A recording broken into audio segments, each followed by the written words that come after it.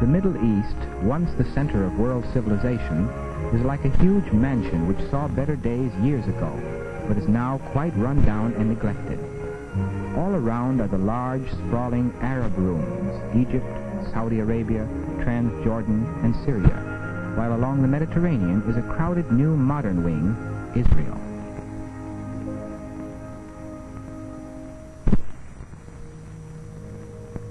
Like the pioneers of the frontier days in America, the early settlers of Israel carved their nation out of the soil by sweat and hard physical labor. Even today, sites like this are not uncommon. Here, office workers and shopkeepers, professional men and students, start new lives as farmers in a country where modern farming equipment is still not plentiful. The Jews who came here drained the swamps and beat back the deserts by irrigation, and carved a nation out of the stubborn earth. Orange groves and olive groves and agricultural production was their reward.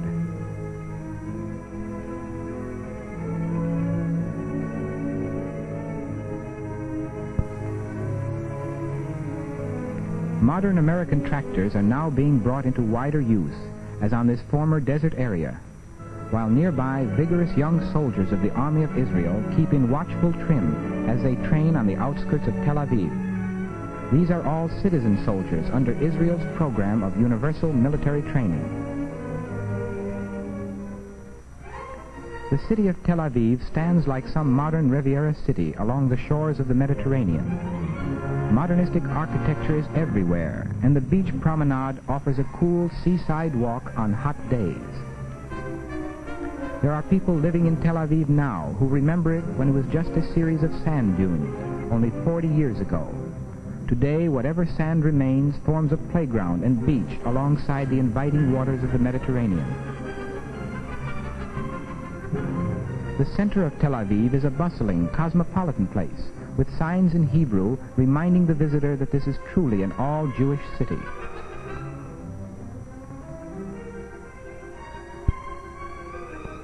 With hundreds of thousands of new immigrants arriving yearly, new construction is going on everywhere.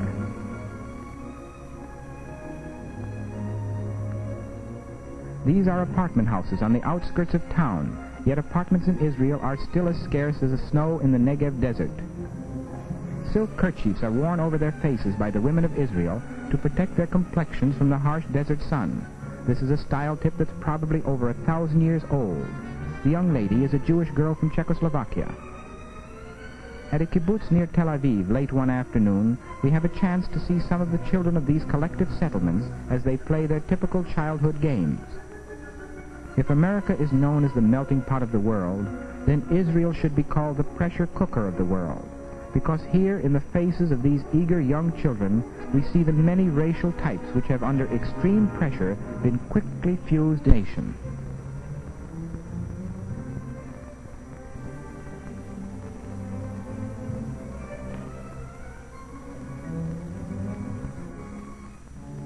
This is Jaffa, a former Arab city that is now part of Tel Aviv, and these street scenes show the older appearance of the city. Everywhere there is a striking contrast of old and new, fresh from Willow Run.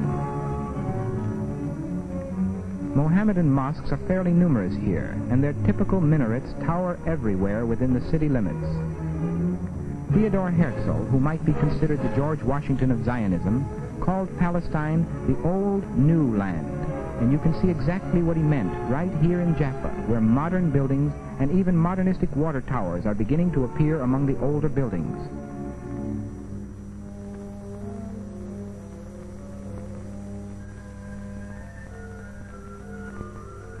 About 100 miles north of Tel Aviv is beautiful Haifa, one of the most important seaports of the Middle East. Looking down from lovely Mount Carmel, you can see the harbor area and the breakwater which protects the anchored vessels from the waves. Below us are the modern buildings and apartment houses of the center of the city.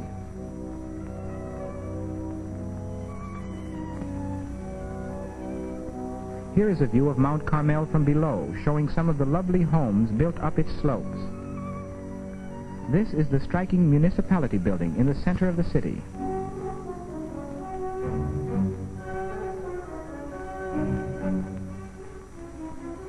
And here is the modern courthouse building with the flag of Israel flying over it.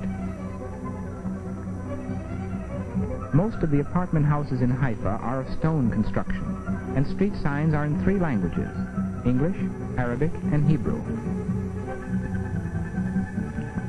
These up-to-date buildings would do justice to a modern American city. They are office buildings on King David Street, Haifa's main thoroughfare.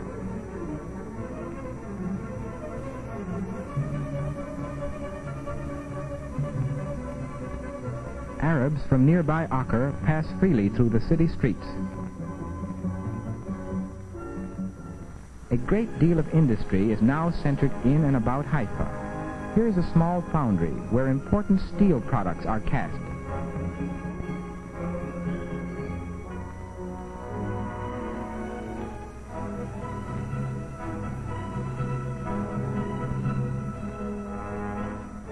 Glass is an urgent need in rapidly growing Israel, and this glass factory turns out a surprisingly large quantity of sheet glass for the increasing demands of industry and home construction.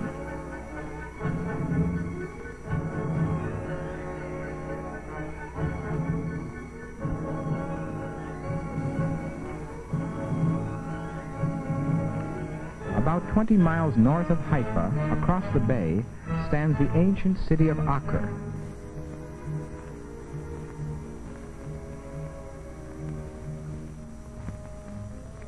Surrounding the city is the wall built by Richard the Lionhearted and his crusaders over 8 centuries ago.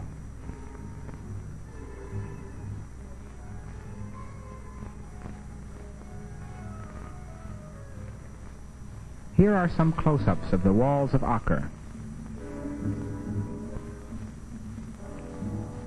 4 small Arab boys make up our welcoming committee. Acre, under Israel's jurisdiction, is almost exclusively populated by Arabs.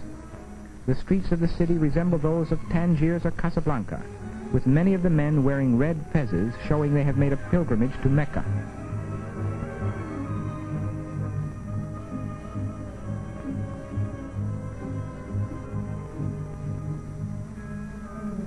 These people are full-fledged citizens of the Jewish state and have proportionate representation in Israel's parliament. With a Hebrew sign as a background, we pause for a moment to watch some typical passers-by in Acre.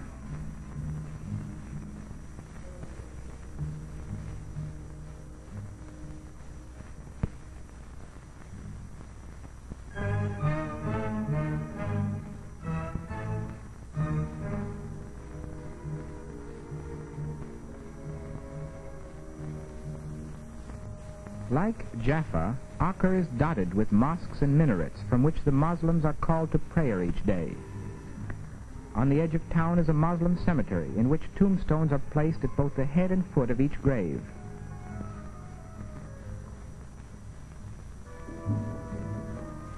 "50 miles southeast of Haifa is Nazareth, a biblical town of churches and monasteries. Today it is populated primarily by Arabs, and its population is about 11,000.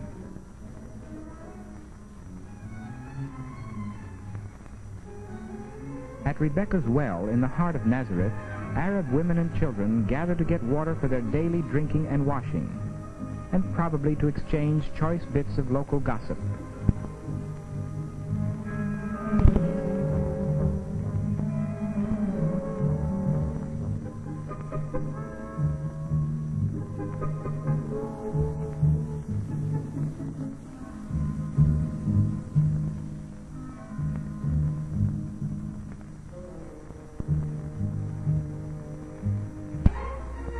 Nearby is the Church of the Annunciation and St. Mary's Well, where it was announced to Mary that her son would be born to her. From this church, the Israeli government has sponsored radio broadcasts beamed to the world in 6 languages at Christmas and Easter time.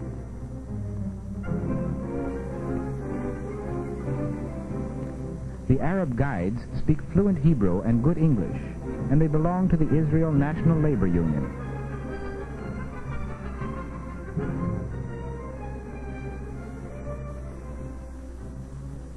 Here are some typical scenes in Nazareth, with monasteries on the hilltops looking down on Arab mosques.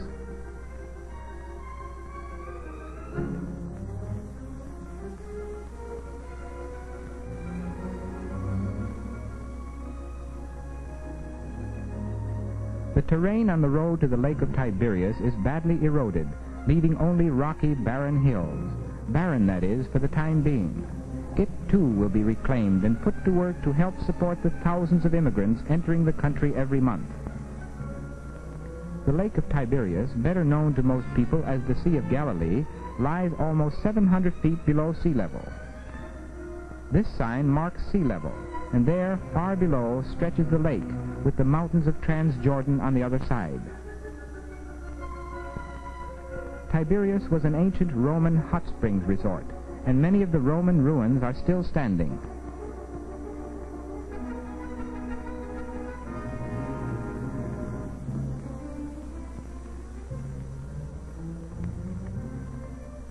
This area was the scene of heavy fighting in the Israel-Arab War. In medieval days, these buildings were erected over the actual Roman hot springs, and even today many of the people of Israel come here for the medicinal value of the hot springs, as did the Romans 2,000 years ago.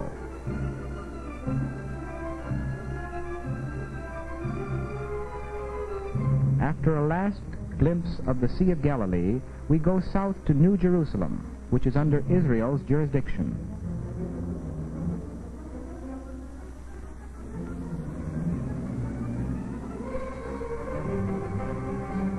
The modernistic Great Synagogue and the striking apartment houses are typical of the new construction work which is going on here. This majestic city will make you catch your breath with its feeling of modernness, a feeling of modernness, however, deeply rooted in tradition. We are standing here looking at the center of New Jerusalem, at the border of No Man's Land, which is off to our right. No Man's Land is the 1/4 mile strip of land between the Arab-held and Jewish-held areas of Jerusalem. Everywhere here are the reminders of the tragic, heroic war the Jews fought here, surrounded, cut off from the rest of Israel, without power, food, or water. They suffered, these Jews of Jerusalem, but they finally won. This is the YMCA building, which directly overlooks No Man's Land. And from its tower we get a view of the old city behind its Crusader wall, 1/4 mile away.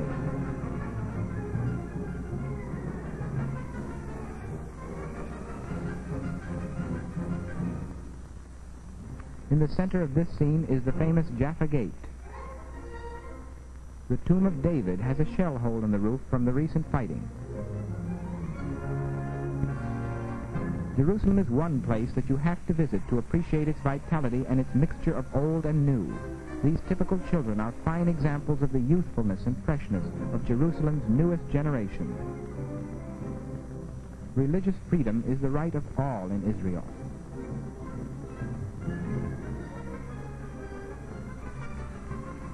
At Lydda Airport, we meet Golda Meyerson, a former Milwaukee schoolteacher.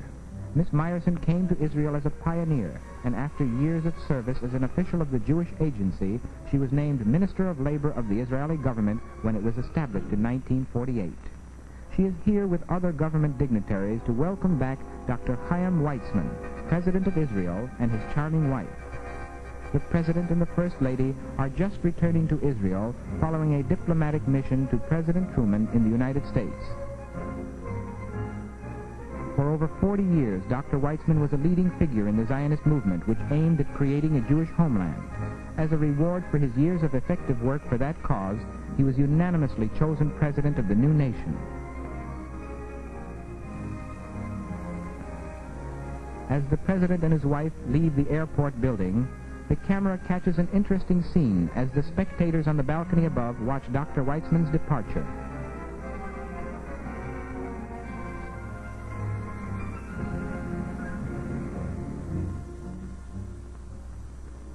The guard of honor for his arrival was made up of specially chosen Israeli soldiers.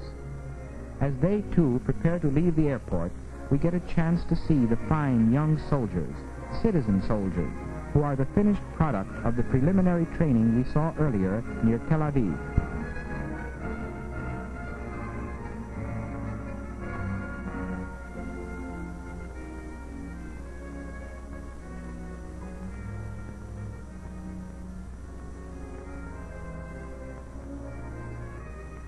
At the same airport, late that evening, we see the arrival of some of those interesting immigrants to Israel, the Yemenites, arriving on Operation Magic Carpet.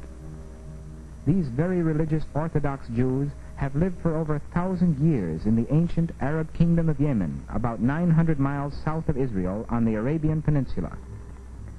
There they lived as third-class citizens, persecuted and haunted by fear and degradation for centuries. This persecution, coupled with malnutrition, has gradually caused these people to develop into a very small people, with the heaviest seldom weighing more than 120 pounds. Strangely enough, these people have no fear of the airplane ride, even though many had never even seen an automobile before.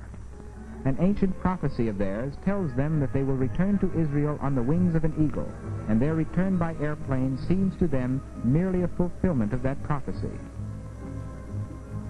Now will begin the tough job of resettling these pious Jews. Some 40,000 Yemenites have come to Israel within a year's time as part of the huge wave of immigration hitting her shores.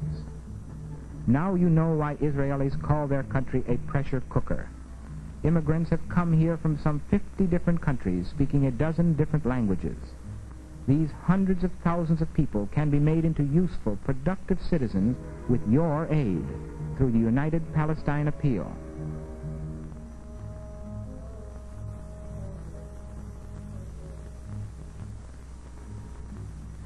Meanwhile, although the serious problem of immigration hangs heavily over the new state, its people keep working and playing, not forgetting, as these young people haven't, that life should have its gay, carefree moments, its picnics and boat rides, as well as its serious moments. Here are some of the happy faces of the Jewish children born and raised in Israel. Hebrew is their native language, but their faces speak the universal language of carefree youth, and their smiles are made possible by your help.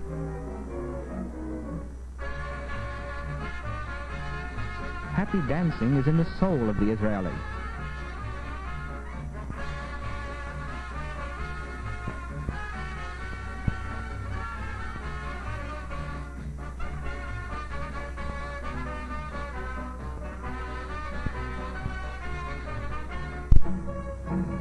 Finally, it is time for the boating trip, and everyone lends a hand with the equipment as they prepare to go off down the Archion River.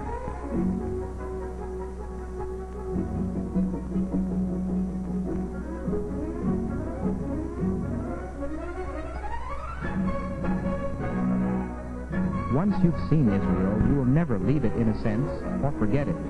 That growing, exciting country, an ever-brightening star of democracy at work in the fabulous Middle East. Watchful, but friendly.